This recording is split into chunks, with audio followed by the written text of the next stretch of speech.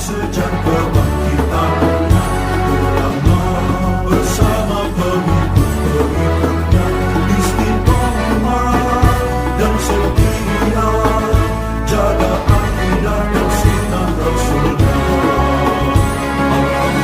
Alhamdulillah segala puji baginya ulama bersama pengikut-pengikutnya istiqomah dan setia menjaga agama nusa dan bangsa. Mari kuatkan niat kita, kita bulatkan tekad kita, terus lanjutkan amal kita, mengembangkan hikmah kita. Assalamualaikum warahmatullahi wabarakatuh.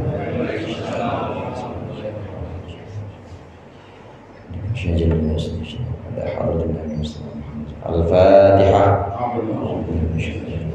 Bismillahirrahmanirrahim.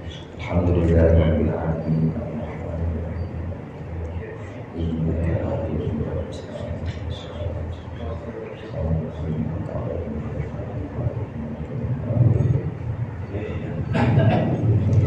Bismillahirrahmanirrahim. Alhamdulillahil mu'allimil tullabi wa musahhilil khairi liman yata'allamu. Thumma as-salatu wassalamu 'alan nabi wa alihi wa sahbihi yu'dhamu. Ya Rabbana kaffir 'anna dhunubana wa walidina wa liman huwa muslimu. Nad'uka Allahumma ilman nafi'a min yawmina ilal hisabi yaqumu. Amin amin amin wa ya fattahu. Amin amin amin wa ya alimu. Alhamdulillah Rabbil alamin wa bihi nasta'in ala umuri dunya waddin. Wassalatu wassalamu ala asyrafil mursalin sayyidina Muhammadin wa ala alihi wa sahbihi ajma'in. Amma ba'd, fa inna ahsanal hadithi kitabullah wa khairul hadi hadi Muhammadin sallallahu alaihi wasallam wa syarrul umuri muhdatsatuha wa kullu muhdatsatin bid'ah wa kullu bid'atin dhalalah. Segenap para hujjaj, para sesepuh, para ustaz dan seluruh jamaah Masjid Al-Ikhlas yang dirahmati oleh Allah. Alhamdulillah pada malam hari ini kita kumpul kembali untuk melanjutkan pengajian tafsir Jalalain.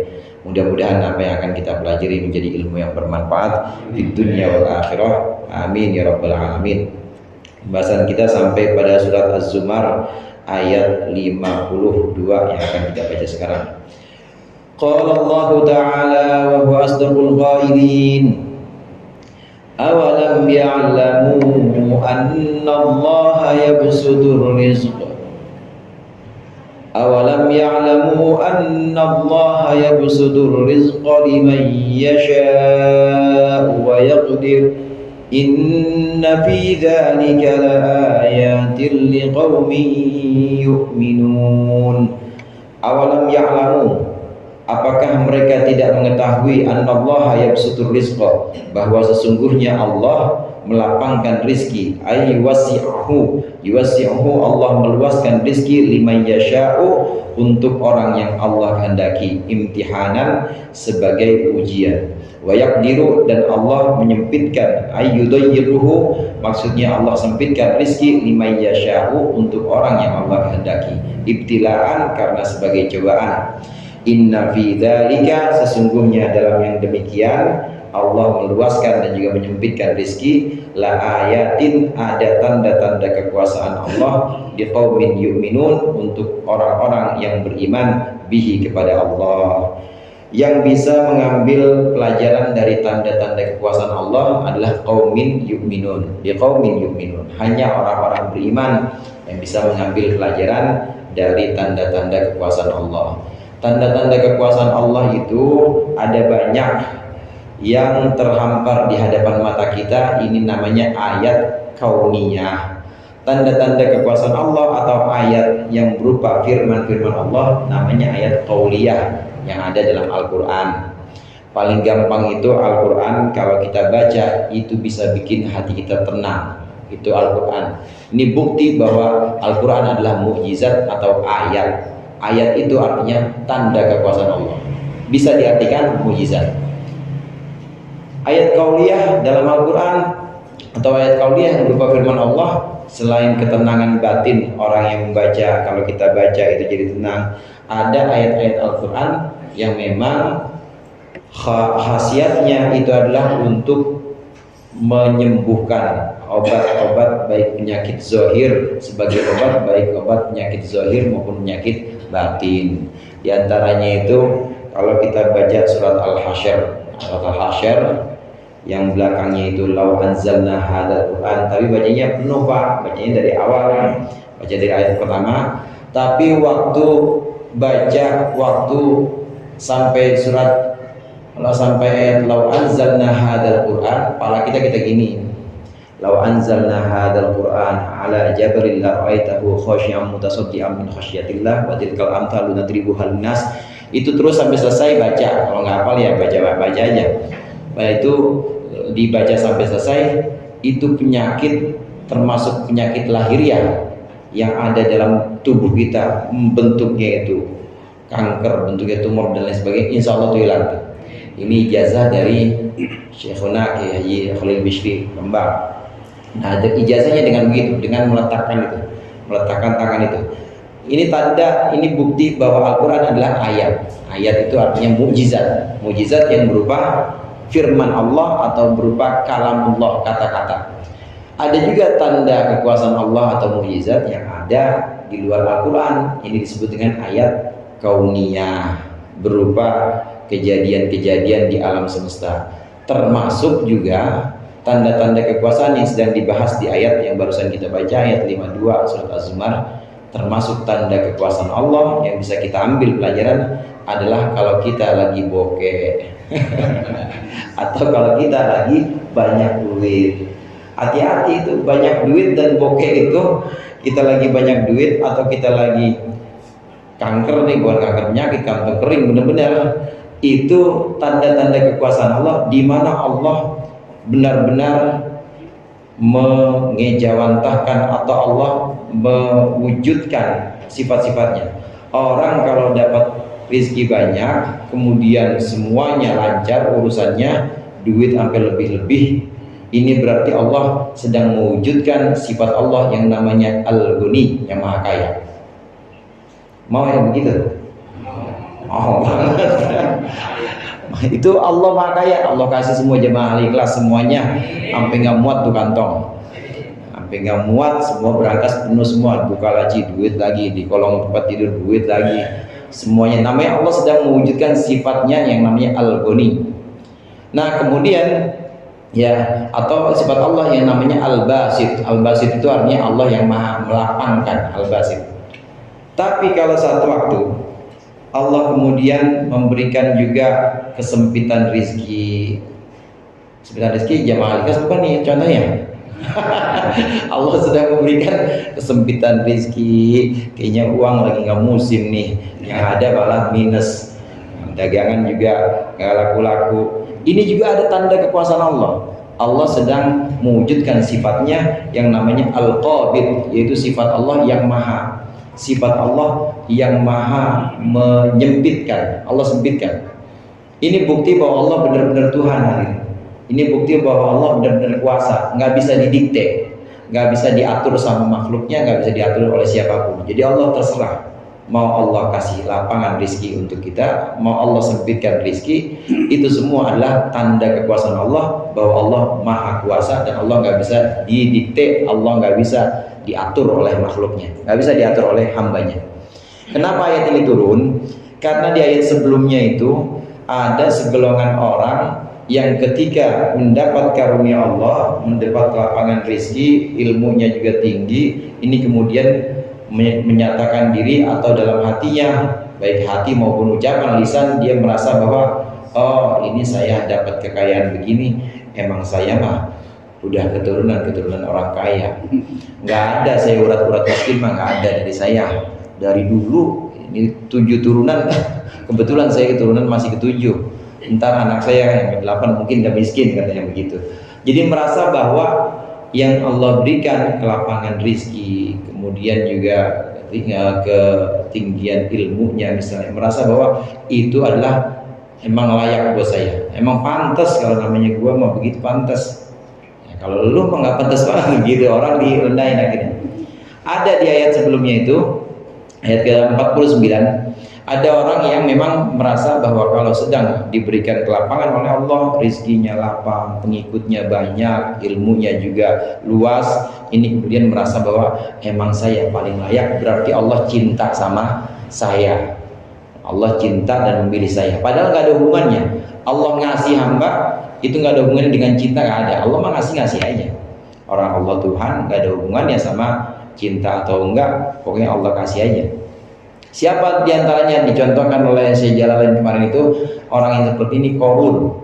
Qarun ini yang punya kekayaan melimpah sampai kunci gudangnya aja itu kalau diangkat oleh 10 orang nggak bakal kuat orang ngangkat.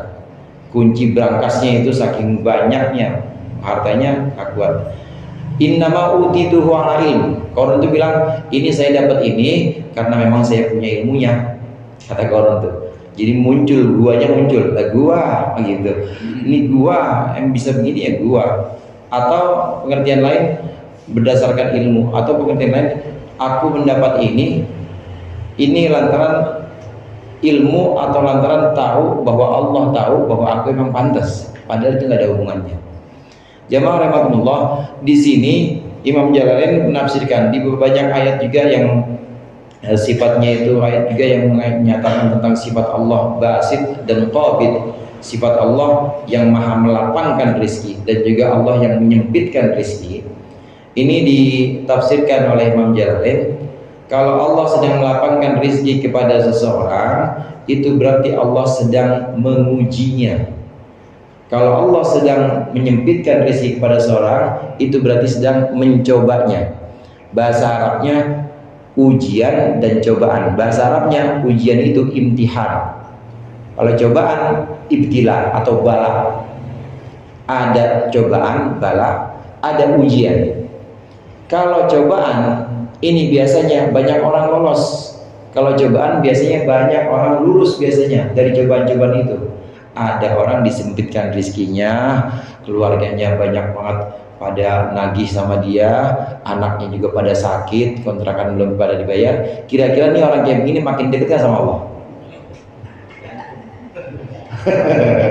Nggak, kebanyakan dia nih orang kayak begini makin sombong atau makin merasa merendahnya? Merasa rendah atau sombong yang begini? Rendah.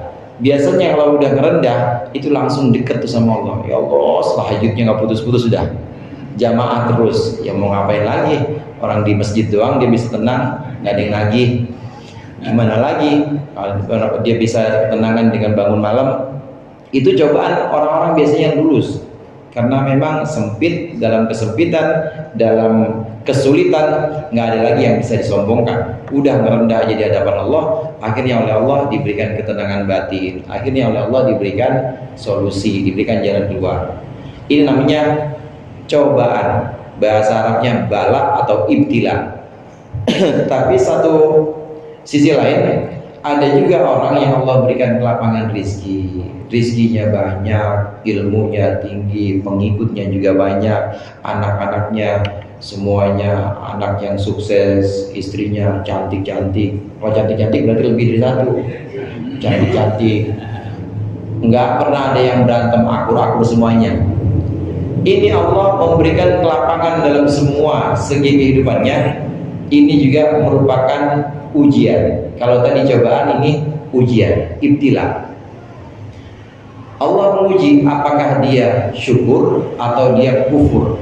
Apakah dia bersyukur atas pemberian-pemberian itu, atau dia justru malah kufur, justru dia malah ingkar dan merasa bahwa itu memang pantas buat saya, itu memang udah layaknya saya, memang seperti itu, memang saya mah hebat dibanding yang lain. Nah kalau sudah muncul seperti itu, berarti dia nggak lulus tuh ujian itu.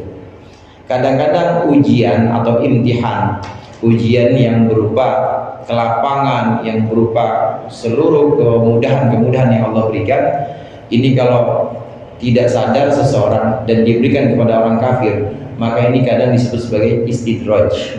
Istidraj, dikasih, minta apa aja sama Allah dikasih, kemudian semua keluasan rezeki, kemudahan urusan semua dikasih sama Allah, sama sekali nggak ada sulit-sulitnya. Badan sehat terus, nggak pernah boro-boro penyakit yang berat, masuk angin aja nggak pernah, sehat terus. Kayak Firaun. Firaun itu nggak pernah sakit, Pak, nggak pernah sakit, dikasih kelapangan semuanya. Ini yang namanya, ini bukan balak, bukan cobaan, tapi ujian. Bahasa Arabnya imtihan. Jika Allah memberikan kelapangan rizki, kemudahan-kemudahan dalam segala urusan untuk seseorang, maka ini Allah sedang menguji dengan ujian. Kalau dia tidak lulus, maka ujian itu jadinya sebagai istidraj. Apalagi diberikan kepada orang-orang kafir, ini sebagai istidraj. Istidraj itu sengaja sama Allah diulur, minta apa kasih, lama-lama elak, putus lama-lama, atau sengaja diangkat tinggi, habis tinggi sama Allah dijatuhin itu yang paling jatuh sejatuh-jatuhnya itu kalau dia su'ul khotimah, na'udzubillah, belum sempat tobat tapi kemudian Allah cabut nyawanya kayak Fir'aun, itu namanya su'ul khotimah, istidraj. Qarun juga begitu, Qarun juga istidraj, dikasih kelapangan semuanya, dikasih kemudahan segalanya, dan gak sempat tobat, mati, itu namanya istidraj, yaitu kehebatan atau suatu yang luar biasa yang Allah berikan kepada orang-orang kafir agar dia tetap kufur dan meninggal dalam kekafiran, ini namanya istidraj. Orang-orang beriman harus bisa mengambil pelajaran seperti ini. Ketika diberikan kelapangan rezeki, keluasan rezeki, kemudahan dalam segala urusan, maka harus sadar itu adalah ujian. Begitu juga ketika diberikan kesempitan rezeki, kesulitan dalam banyak urusan, pokoknya sulit banget, mampet banget pokoknya. Semua proyek boncos, semuanya nggak ada yang berhasil proyek. Nah itu berarti sedang Allah beri cobaan, biar balik kepada Allah. Yang diberikan cobaan maka harus sabar. Yang diberikan cobaan maka harus kembali kepada Allah. Kembali itu kata lainnya taubat. Tabayatubu, kembali. Itu juga sabar dan taubat. Taubat ini untuk yang diberikan ujian dengan segala macam kesulitan. Orang yang banyak kesulitan dalam segala macam sisi kehidupannya, maka harus sabar dan harus cepat-cepat kembali pada Allah. Dan itu lebih mudah dibanding kalau diberi kelapangan rezeki, keluasan dan kemudahan dalam segala sesuatu. Karena kalau sudah diberikan kelapangan, itu biasanya orang silau.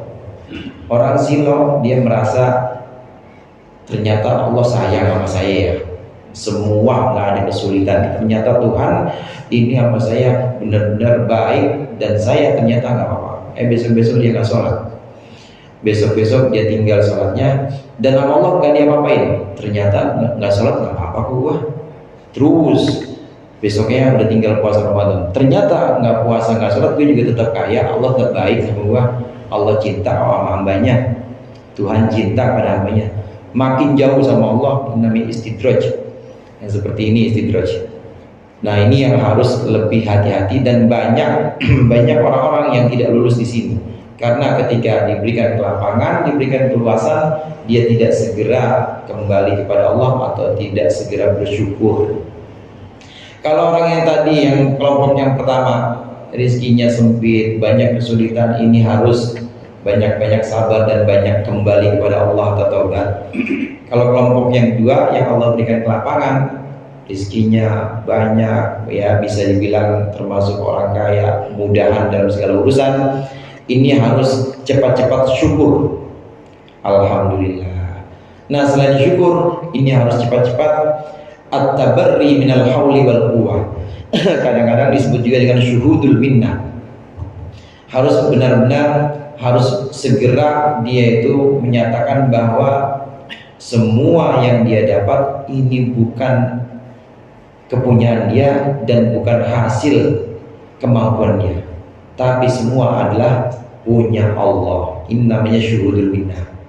Orang yang diberikan kekayaan, diberikan kemudahan segala urusan, termasuk urusan ibadah, dia mau jamaah aja bangunnya cepet banget, mau bangun malam itu nggak ada kesulitan, diberikan kemudahan dalam segala macam ibadah, istiqomah, ilmunya juga banyak, pengikutnya atau murid-muridnya juga banyak, maka harus buru-buru syukur dan harus buru-buru syuhudul minnah.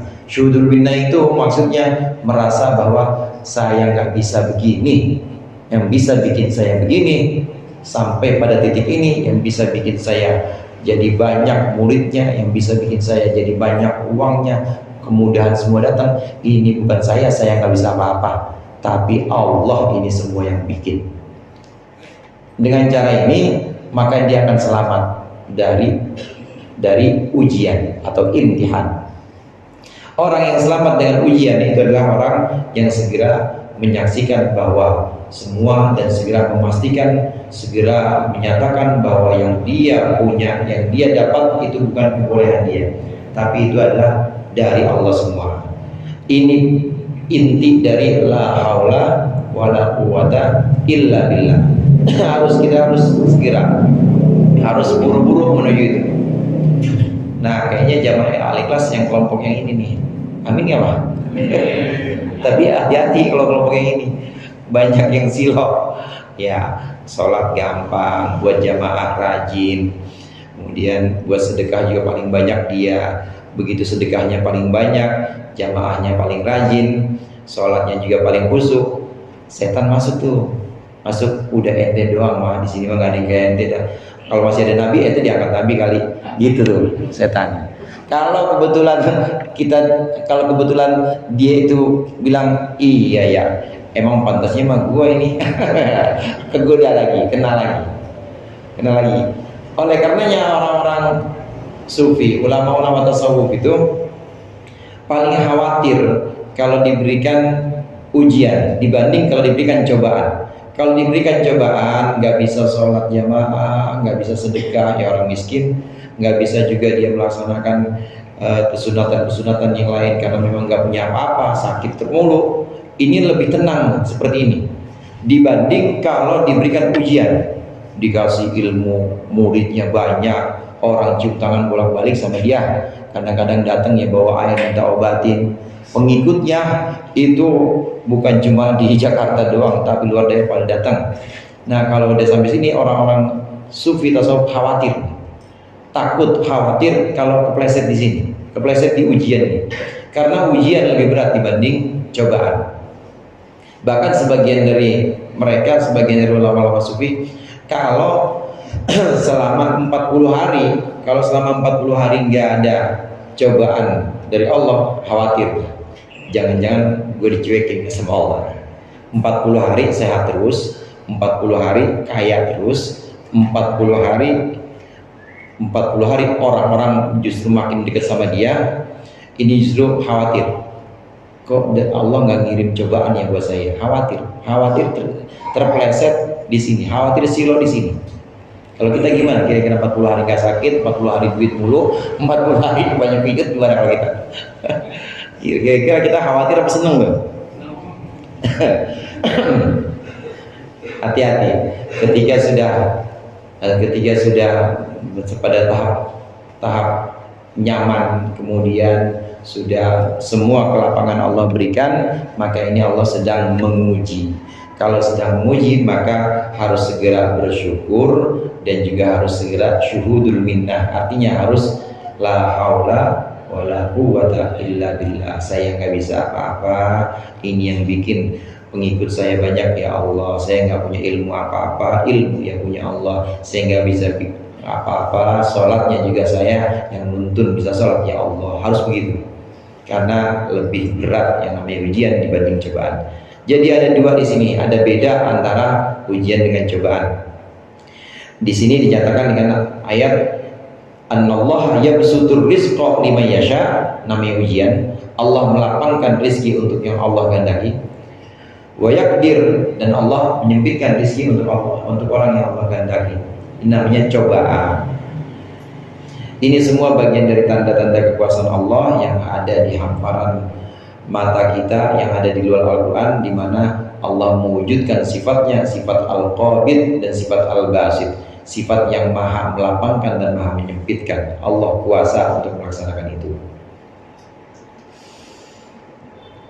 Qul ya ibadiyalladzina asrafu ala anfusihim Qul ya ibadiyalladzina asrafu ala anfusihim la taqnatu min rahmatillah innallaha yaghfirudz dzunuba jami'a innahu huwal ghafurur rahim. Qul katakanlah wahai Muhammad, ya ibadiyalladzina asrafu, wahai hamba-hambaku yang berlebihan, ala anfusihim, atas diri mereka, berlebihan dengan banyak melakukan dosa. La taqnatu, janganlah kalian putus asa, bikasrin nun wa fathihah. Boleh kita baca la taqnatu, boleh kita baca la taqnitu. Boleh la taqnatu, kan biasa kalau kita la taqnatu ya. La taqnatu mir rahmatillah boleh, la taqnitu mir rahmatillah boleh. Wa quri'a bidhammiha tayasu, dan dibaca dengan dhammahnya. Bahkan la taqnutu juga bisa. Maksudnya taqnutu itu tayasu, maksudnya putus asa. Janganlah kalian putus asa mir rahmatillahi, dari kasih sayang Allah. Innallaha, sesungguhnya Allah yaghfirudz dzunuba jami'a, Allah mengampuni dosa semuanya. Liman taba minasyirki, maksudnya untuk orang yang bertaubat, minasyirki, dari kesyirikan. Innahu huwal ghafurur rahim, sesungguhnya dia huwa ya Allah al-ghafuru, yang maha pengampun, ar-rahimu, yang maha penyayang. Ayat ke-53 surat Az-Zumar ini artinya kurang lebihnya kalau diartikan bebas begini: katakan wahai Muhammad, wahai hamba-hambaku yang berlebihan banyak melakukan dosa besar, jangan putus asa kepada kasih sayang Allah. Sesungguhnya Allah mengampuni dosa-dosa semuanya. Jangan khawatir, yang punya dosa besar jangan khawatir. Sesungguhnya Allah mengampuni dosa semuanya, karena Dia Allah yang maha mengampun dan maha penyayang. Asbabun nuzul ayat ini, ketika Wahsy ini diajak untuk masuk Islam. Wahsy itu seorang budak. Mungkin hadirin sekalian sudah tahu, Wahsy itu seorang budak yang membunuh Sayyidina Hamzah. Sayyidina Hamzah ini paman Nabi yang saat itu yang menjadi garda terdepan dalam membela Islam di perang Uhud. Sayyidina Hamzah di perang Badar ini yang membunuh Abu Jahal. Ya, Sayyidina Hamzah. Nah, kemudian wafat Abu Jahal. Abu Jahal meninggal di perang Badar. Nah, kemudian di perang Uhud, perang kedua yang kita kenal, perang besar nih setelah Badar, perang Uhud ini pada tahun ketiga Hijriah. Sayyidina Hamzah ini udah diincar oleh Hindun nyuruh, tapi Hindun yang nggak turun medan perang, tapi nyuruh seorang budak namanya Wahsy. Nah, budak ini dijanjikan kalau bisa bunuh Hamzah, maka saya bebaskan kamu. Terlaksana ini dieksekusi. Emang Wahsy bukan nggak disangka-sangka bahwa Wahsy itu pasukan, nggak disangka-sangka bahwa Wahsy itu ada di barisan musuh. Makanya Sayyidina Hamzah nggak tahu ditombak dari belakang. Sayyidina Hamzah wafat di perang Uhud. Sayyidina Hamzah. Dalam sejarah itu diceritakan bahwa Hindun ini yang kemudian bukan hubungannya dengan Abu Jahal. Jadi Hindun ini punya ayahnya meninggal oleh Sayyidina Hamzah di perang Badar. Nah, kemudian di perang Uhud dia mau balas dendam dengan tangannya Wahsy ini, dengan janji supaya nanti dibebaskan kalau bisa berhasil. Setelah berhasil, Wahsy nombak Sayyidina Hamzah, kabur dia. Udah, yang penting tugas selesai, dia pergi, udah nggak ikut perang, bebasin. Selesai perang Uhud memang kaum muslim mengalami kekalahan. Selesai perang Uhud, ini Sayyidina Hamzah, sejarah menceritakan ini, Sayyidina Hamzah dibelah dadanya oleh Hindun, diambil, kemudian jantungnya dikunyah sama Hindun. Ini saking keselnya Hindun pada saat ini. Ini yang kemudian Nabi Muhammad marah banget. Walaupun akhirnya Hindun ini kemudian masuk Islam oleh Nabi kesel juga, tapi oleh Allah dinasihati nggak boleh begitu Muhammad. Tetap gimana, paman yang paling dicintai itu dibunuh, kemudian dikunyah hatinya, dan Rasulullah tahu itu marah banget. Nah, kembali kepada ini Wahsy ini, kembali pada ayat ini, Wahsy ini ditawarkan masuk Islam.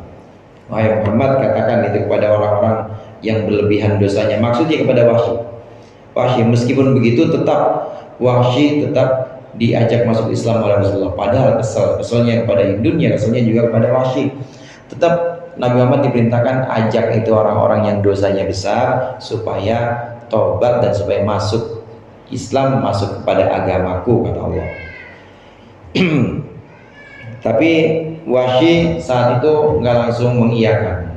Gimana sih? Katanya dalam Islam orang yang melakukan pembunuhan, membunuh muslim, berzina, mabok, semua dosa besar, itu katanya yalqa'atha yudha'af lahul adzab. Orang yang begitu pasti akan dosanya besar dan akan dilipat gandakan dosanya.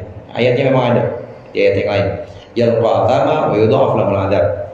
Gimana mungkin orang kaya saya, Wahsy bilang, orang kaya saya gimana mungkin bisa diampuni cuma dengan masuk Islam. Turunlah ayat ini. Turunlah ayat, qul ya ibadiyalladzina asrafu. Katakan Muhammad, wahai hamba-hambaku yang berlebihan, yang dosanya banyak, jangan la taqnatu min rahmatillah, jangan putus asa dari kasih sayang Allah. Sesungguhnya Allah mengampuni dosa semuanya. Ini ayat meskipun sababun nuzulnya adalah Wahsy, yaitu seorang kafir yang belum masuk Islam, tapi ini ayat juga sifatnya umum, bukan untuk orang kafir yang baru masuk Islam saja, tapi untuk orang Islam yang memang banyak dosanya. Ini juga berlaku bahwa sungguhnya Allah mengampuni dosa semuanya. Karena dalam Al-Quran itu hadirin, al-ibrah bi umumil lafadz la bi khusus sabab. Pelajaran itu atau ibrah dalam Al-Quran, pelajaran dalam Al-Quran ini ditentukan dengan umumnya lafaz dalam Al-Quran. Kan umumnya lafaz begini doang. Umumnya lafaz, wahai hamba-hambaku yang banyak dosanya, jangan putus asa. Kan umum itu masih, nggak disebutkan Wahsy-nya. Walaupun sebab turunnya adalah Wahsy yang waktu itu merasa berat untuk masuk Islam, tapi oleh Rasulullah kemudian dianjurkan tetap, dan turun ayat ini. Walaupun sebabun nuzulnya khusus, tetap ini berlaku umum karena memang namanya ibrah atau ungkapan dalam Al-Quran itu berlaku umum. Kayak begini misalnya. Ada ungkapan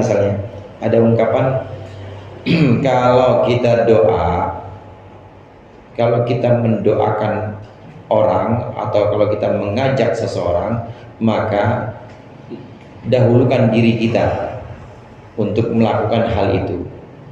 Kalau kita ngajak sholat, maka kita harus sholat duluan. Kalau kita ngajak orang buat ngaji, kita harus ngaji duluan. Kan umum. Nah, ini bisa diambil contoh seperti ini.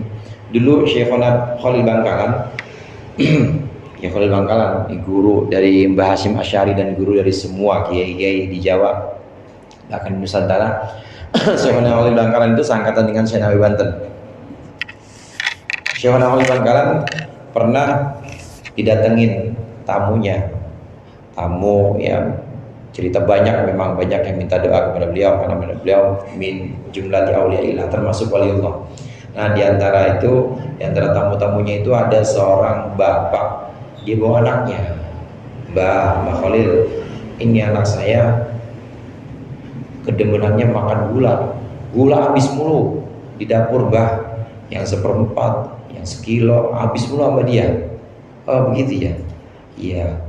Ya udah bawa pulang anak kamu. Pulang. Kemudian setelah seminggu ini anak ini datang lagi. Gimana? Tanya Mbah Khalil. Gimana? Masih Mbah, masih makan gula terus katanya. Masih makan gula terus. Oh ya udah. Nah, kemudian baru dibilangin sama Mbak Khalil, Le, besok jangan makan gula lagi ya, besok jangan makan gula lagi, udah. Kemudian setelah itu beberapa minggu kemudian datang lagi pada Mbak Khalil, dan dia orang ini langsung, orang tuanya langsung bilang, alhamdulillah, makasih Mbak Khalil, ini anak saya sudah nggak makan gula lagi, udah berhenti. Ternyata saudara, itu jarak seminggu itu kenapa bisa langsung diomongin, Le, jangan makan gula lagi, nggak pakai alasan-alasan medis, nggak pakai ini bahaya gula nanti, nggak pakai, boleh ngomong gitu doang, ngomong bilang jangan makan gula lagi, dan itu langsung berhenti, kagak makan lagi. Ternyata Mbak Khalil Bangkalan sebelum ngomong gitu nggak makan gula dulu, berhenti nggak makan gula dulu. Jadi waktu dia ngajak atau nyuruh orang untuk berhenti makan gula, beliau sendiri adalah orang yang pertama kali berhenti makan gula. Jadi berhenti dulu. Ini cerita ini kelihatannya spesifik atau khusus dari sababun nuzulnya, atau kalau bisa dikatakan sababul wurud, sebab penyebabnya seperti ini. Tapi pesannya tetap umum. Pesannya apa? Kalau kita mengajak orang, maka duluin diri kita dulu melakukan itu. Itu pesannya. Demikian juga dalam Al-Quran, pesan-pesannya walaupun ada sababun nuzul yang sifatnya ini spesifik atau khusus, tetap pelajaran-pelajaran ibrah atau ungkapan-ungkapan di Al-Quran ini tetap untuk umum. Maksudnya semua orang kafir dan juga semua orang mukmin yang maksiat, orang muslim yang maksiat, kalau memang taubat maka akan Allah ampuni dosanya semuanya. Innallaha yaghfiru dzunuba jami'a. Allah mengampuni dosa semuanya. Allah mengampuni dosa semuanya, tidak terkecuali. Begitu juga orang kafir, orang yang ingkar kepada Allah, Allah ampuni dosanya kalau dia taubat. Kalau dia taubat. Jadi di sini ada 4. Yang pertama ada orang Islam. Yang pertama orang Islam, dia meninggal tapi sudah taubat.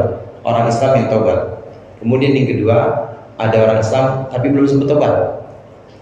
Yang ketiga ada orang kafir taubat, meninggal terus. Kemudian yang keempat ada orang kafir nggak taubat.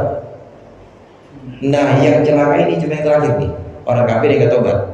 Nah sedangkan orang muslim atau orang Islam yang taubat, ya jelas pasti itu Allah ampuni. Kemudian orang Islam yang nggak taubat tapi dia ada keimanan, jelas nanti juga akan selamat juga.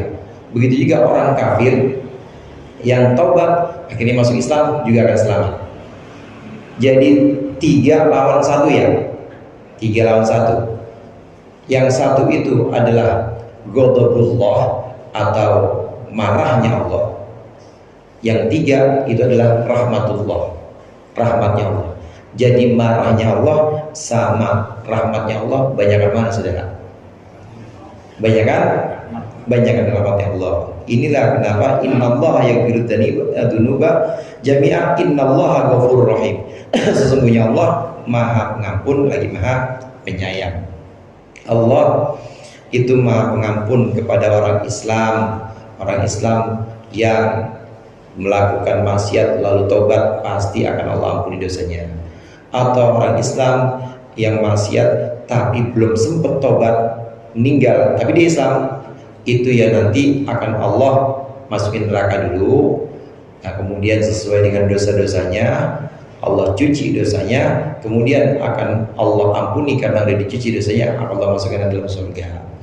Orang kafir yang taubat juga begitu. Orang kafir yang taubat ini juga akan Allah masukkan surga. Jadi 3 ini pertama sampai ketiga masuk surga semua nanti. Masuk surga semua. Yang terakhir doang orang kafir yang tidak taubat dan meninggal dalam kekufuran, ini yang masuk neraka. Jelas di sini bahwa rahmat Allah ini mengalahkan marahnya Allah. Artinya rahmat Allah lebih besar dibanding marahnya Allah. Ini yang harus sering-sering kita ingat-ingat sebagai bukti bahwa kita itu penuh harap pada Allah. Namanya roja, penuh harap. Berarti kita nggak usah takut sama Allah, harus takut juga. Tapi antara khauf dan roja Antara khauf dan roja ini harus berjalan seiring, dan kita harus tahu bahwa harapan kita itu harus lebih besar dibanding pesimisme kita atau dibanding takutnya kita, harus lebih besar, karena memang rahmat Allah lebih besar dibanding murkanya. Ada banyak hal di sini selain asbabun nuzul dan juga selain sifat Maha Rahman yang Allah, sifat rahmatnya Allah yang mengalahkan murkanya Allah. Di antaranya juga di sini disebutkan innahu huwal ghafurur rahim. Ini jelas bahwa sesungguhnya penyebutan innahu huwa al-ghafur, kalau ada mubtada kemudian ada khobarnya itu pakai al, ini menunjukkan bahwa cuma Allah yang punya sifat begitu, cuma Allah yang punya sifat maha pengampun dan maha penyayang. Kita kan sering bulan puasa baca Allahumma innaka afuwun karim tuhibbul afwa fa'fu anna. Allah itu memang tuhibbul afwa fa'fu anna. Allah itu hobinya maafin, hobinya ngampunin. Maka disebut innahu huwal ghafurur rahim. Ini artinya satu-satunya yang kayak Allah ya cuma Allah, yang maha pengampun, maha penyayang, cuma Allah. Karena memang Allah al-ghafur disebutkan pakai alif lam lagi. Biasanya kalau khabar kalau disebutkan pakai alif lam ini menunjukkan bahwa cuma Allah saja atau cuma mubtada itu saja yang punya sifat demikian. Innahu huwa al-ghafur, bukan innahu ghafurur rahim, bukan pakai al lagi. Ini menunjukkan bahwa cuma Allah yang punya sifat ini, yang maha mengampuni. Allah di doa innaka tuhibbul innaka afuwun karim tuhibbul afwa fa'fu anna, itu Allah hobinya ngampuni. Kita lihat, kita bandingin sama orang. Saya kempesin mobilnya Bapak Jimul, pernah saya kempesin. Bisa saya kempesin. Nah, besok saya minta maafin Pak Haji ya, maafin. Ya udah, maafin Pak Haji. Besoknya lagi saya kempesin lagi. Saya kempesin sampai 3 kali, kira-kira Pak Haji mulu maafin saya nggak? 3 kali diulang mulu. 3 kali diulang mulu.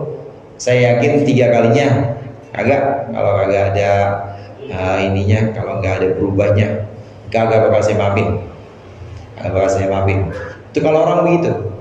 Kalau orang kita minta maaf dulu dari kesalahan-kesalahan, ini mungkin akan marah. Tapi Allah enggak. Ada orang misalnya besok maksiatnya judi, minta maaf sama Allah. Udah rapi aja dari judi, besok maksiatnya lain nyolong, minta maaf sama Allah. Enggak apa-apa, minta maaf terus aja. Ustaz, itu bukannya mempermainkan Allah tuh dengan maha pengampuni Allah? Enggak, itu kan mempermainkan Allah kan. Itu kita punya pendapat bahwa Allah dipermainkan dengan tobatnya, itu kan pendapat kita. Itu kalau kita lihat dari kacamata kita, kacamata makhluk. Andai itu kita minta maaf dulu kan kita marah. Ya, begitu-begitu aja loh minta maaf, diulang-ulangi lagi, makhluk. Tapi kalau Allah nggak gitu. Kalau Allah tidak seperti itu. Allah Al-Ghafur Ar-Rahim. Cuma satu-satunya Allah yang seperti ini. Cuma satu-satunya Allah yang punya sifat seperti ini, yaitu yang maha pengampun, yang maha penyayang, dan gak bosan mengampuni. Hamba-hamba Allah yang banyak dosanya, jangan putus asa dari pengampunan Allah, karena Allah mengampuni dosa semuanya selama dia mau bertaubat. Termasuk orang kafir, orang yang ingkar, itu Allah ampuni dosanya. Apalagi orang Islam, apalagi orang yang punya keimanan, ini pasti juga akan Allah ampuni dosanya. Dengan catatan di sini, ini catatannya kalau dia taubat, kalau dia minta ampun, ini pasti Allah ampuni. Jadi jelas bahwa rahmat Allah ini lebih banyak dibanding marahnya Allah. Karena tadi 3-1, rahmat Allah lebih banyak dibanding marahnya Allah. Orang-orang mukmin, orang Islam yang masih maksiat, nanti di akhirat ya tetap masuk neraka, cuma sesuai dengan maksiatnya, dan Allah akan angkat nanti, Allah masukkan ke dalam surga. Ini orang Islam. Disiksa kan di surga? Siksa. Ya, ada martil gede-gede banget, gergaji juga ada. gaji gede-gede banget ini. Disiksa juga orang-orang mukmin, orang-orang Islam, disiksa di belakang. Orang-orang kafir disiksa juga. Cuma bedanya orang-orang Islam siksaannya ini adalah tathhirun, sebagai pensucian untuk membersihkan dosa-dosanya. Allah memperlakukan orang-orang Islam dengan kasih sayangnya, dengan rahmat dan dengan ampunannya. Kenapa disiksa? Pengen dicuci biar pantas masuk surga, masih kotor amat, masuk surga masih belepotan, maka didandani dulu sama Allah. Ini sebagai muamalah, sebagai bentuk pensucian. Allah membersihkan dulu. Siksaan yang Allah berikan kepada orang Islam ini adalah untuk membersihkan orang Islam karena sayangnya Allah. Jadi Allah di sini memperlakukan orang Islam dengan rahmat, dengan sifat rahmatnya Allah, rahmat dan maghfirah. Bagaimana siksaan Allah kepada orang kafir? Siksaan Allah kepada orang kafir ini Allah perlakukan, ini bukan karena Allah marah, bukan, tapi karena adilnya Allah. Allah punya sifat al-adlu, Allah juga punya sifat rahman, punya sifat rahim. Kalau Allah tegakkan sifat al-adlu, habis dah semuanya, habis. Jangankan orang kafir, kita nih kalau diterapkan sifat al-adl, maha adilnya Allah, kena semua kita. Sekarang kepada nggak kena? Umur 45 tahun misalnya, Allah kasih banyak nikmat, tapi sholatnya masih 5 ya dari dulu. Coba kalau Allah terapkan sifat adil, ini nggak fair nih, kata Allah, nggak fair nih, banyak sholat cuma 5, nggak fair, nggak adil nih, yang kayak begini nggak imbang. Adil itu kan nggak imbang. Tapi terhadap orang-orang Islam, terhadap manusia di dunia ini, Allah terapkan sifat rahman, bukan sifat adil. Tapi nanti di akhirat ada sifat adil untuk orang-orang kafir. Untuk orang-orang yang ingkar, Allah wujudkan sifat al-adlu nanti di akhirat. Nah, di dunia ini Allah banyak menerapkan sifat yang namanya rahman, maha sayang. Sampai orang-orang yang ingkar tetap Allah sayang. Apalagi kita orang-orang Islam, insya Allah akan dapat sayangnya Allah semua. Mudah-mudahan bermanfaat. Kurangnya saya maaf. Wallahul muwaffiq ila aqwamit thoriq. Assalamualaikum warahmatullahi wabarakatuh. Waalaikumsalam.